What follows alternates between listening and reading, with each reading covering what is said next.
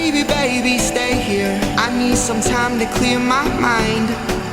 We both know it's a problem when you call me all the time, and I say I may just need a little bit longer.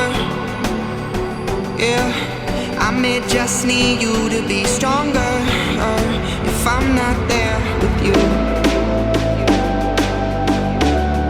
If I'm not there with you. Hey everyone, it's Hurley from Inklips, and today I have another installment of a card making life hacks video, except this time I'm going to be sharing 6 different life hacks to make your life just a little bit easier when using your tools and supplies. You just want to make sure you use them right and find some really fun and creative ways to use them on your cards to get the most out of your products. So I don't really have much more to explain about this, but if you enjoy the video further in, please give it a big thumbs up. Also, if you want to join the family, click that subscribe button down below, and if you want to click that little bell down there too, you'll never miss another video from me, and it'll give you all the notifications. Okay, so sorry to keep you guys waiting, but without further ado, let's get right on into the video. Alright, so for this first life hack, I'm going to be sharing with you guys how to heat emboss on vellum without getting any warping or damage to it.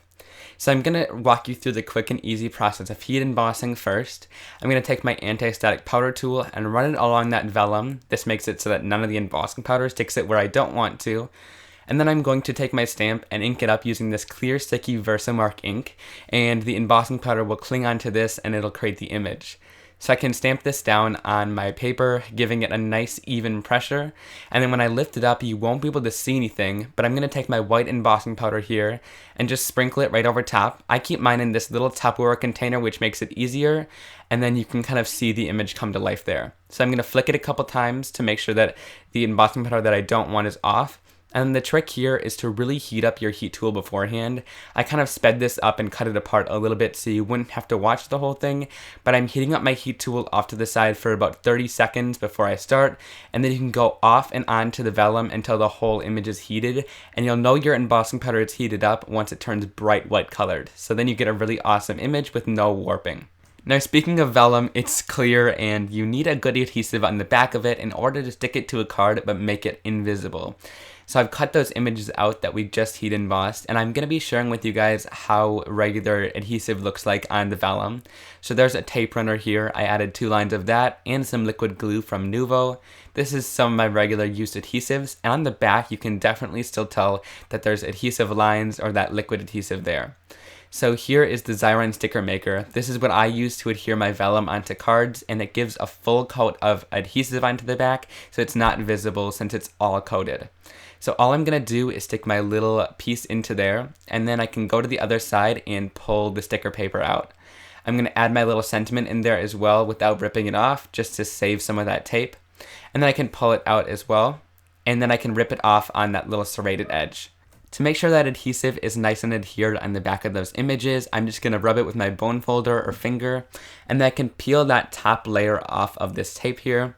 And then both of those images have a full coating of adhesive that isn't visible at all, and I'll give you a closer look in just a minute here. However, it sticks really nicely to the card and it gives a great bond.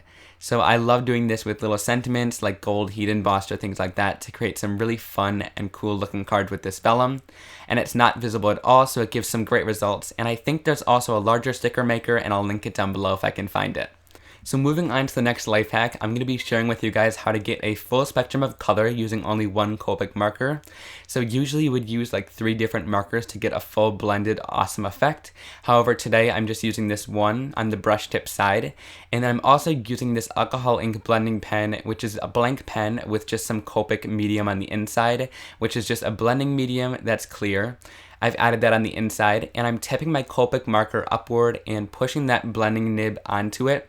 Now this dispenses some of that alcohol kind of medium, that clear medium, into the marker, and on the tip there you'll see it a little bit lighter than regular, and then you can start coloring that out, and you'll kind of go through that full spectrum starting from the lightest, and then if you keep coloring out, the color will return back to its normal shade, so you can color some really awesome things like this and get that full spectrum.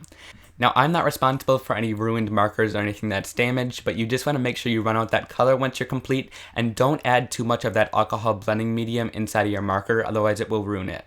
On the next hack, I'm going to be sharing how to create your own DIY pearl kind of shiny paper. Now I'm using these Nuvo embellishment mousses, which have been my new latest obsession, and these come in a bunch of different shimmery colors, and they create a really awesome effect on your cards.